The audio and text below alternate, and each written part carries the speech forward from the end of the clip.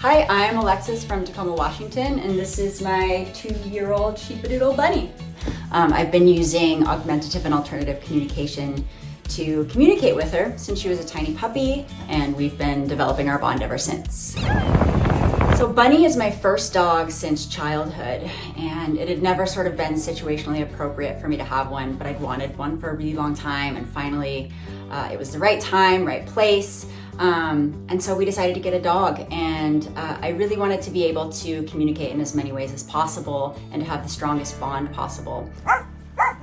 Dogs are communicating with us all the time. They communicate beautifully. So part of our journey was me really taking the time to understand how she was communicating intrinsically.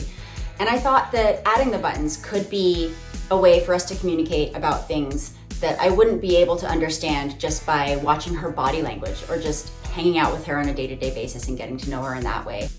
And I didn't have much expectation of success. I'm not a scientist or a speech language pathologist or a behaviorist, but I am an artist. So I thought at the very least I could give it my creative best. So I had a button waiting for Bunny by the door which said outside, and within a few weeks she was using it herself to let me know that she wanted to go outside.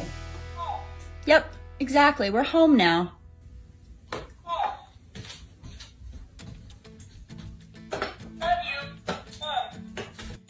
The buttons that I use, they're about this big around and they're recordable. So you can put whatever word you want on them. And then you put them in these hex tiles. And the way the buttons are organized is based on the Fitzgerald key, which is a system that was developed in the early 1900s by Edith Fitzgerald to help deaf children learn syntax. So in that way, Bunny is able to sort of compartmentalize where the buttons are. She can say, this is where my people live, and mom lives in the center of that. And after that, it was sort of game on. I was like, if she can learn one button, she can learn 20. If she can learn 20, she can learn 40. Bunny has 101 buttons on her board.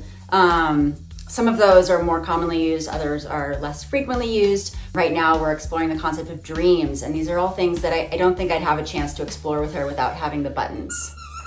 I loved the concept so much that I became a co-owner of the company that produces the buttons that Bunny uses. All dogs of all breeds, sizes, and ages are having great success with this right now. But depending on the word itself, it might take a little bit longer. For example, Outside! you got a word like ball, right? And that's very simple to model. You show her the ball, you press ball, show her the ball, press ball, model play ball, and then you toss the ball for her.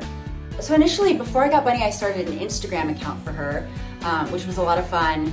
And as we started to progress with the buttons, I decided to start a TikTok account as well, which grew quite rapidly. We now have 7 million followers on TikTok. We'll walk tomorrow morning. No.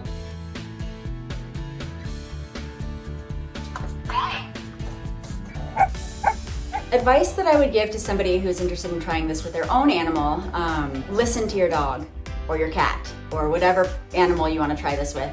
Try and understand what they are telling you without buttons first, and you'll have a better idea of what buttons to give them, and have fun.